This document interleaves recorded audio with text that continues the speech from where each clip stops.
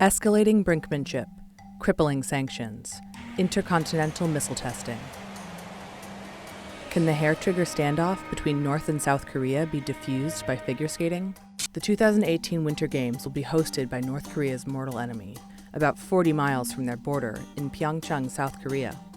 Whether the regime ends up as a participant or a pariah, it will not be the first time the Olympics has been at the center of a geopolitical chess game.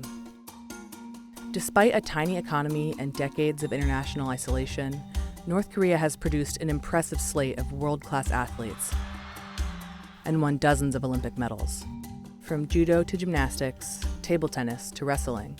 In the early 2000s, the two Koreas, still formally at war, actually marched together in the Olympic ceremonies. This year, even with the global crackdown on the regime, South Korea's president and the International Olympic Committee have been repeatedly urging North Korea to attend the so-called Games of Peace. 평창 동계올림픽에 북한 선수단이 참여한다면 인류화합과 세계평화 정진이라는 올림픽의 가치를 실현하는데 크게 기여하리라 생각합니다. To fully understand the global push to get North Korea to compete, you need to rewind to the 1988 Olympics. Seoul was selected as the host city. To North Korea, it was not just a snub, but an affront to their national dignity.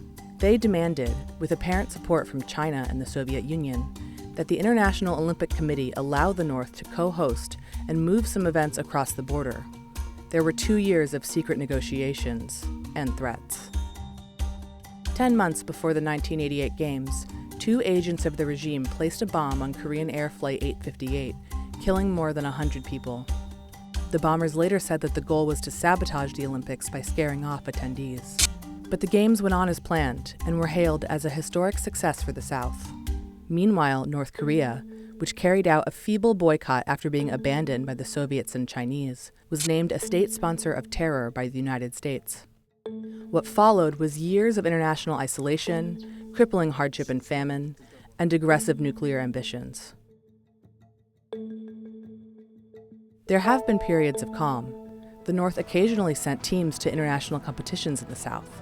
In 1991, the two Koreas actually united to play as a single team in youth soccer and tabletop tennis tournaments. But North Korea notoriously lashed out again when the South was hosting the World Cup in 2002. During the final set of matches, 2 boats from the North opened fire on a South Korean patrol ship, triggering a gun battle that killed and injured dozens of sailors on both sides. It was the last major international sports competition held in South Korea. Today, the threat posed by North Korea has been intensifying, but diplomacy has found a place on the playing field.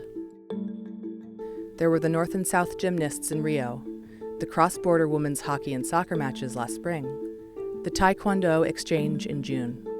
And then there was a pair of figure skaters from North Korea, who in September won worldwide fans and qualified to compete in the Olympics, skating to a Beatles song.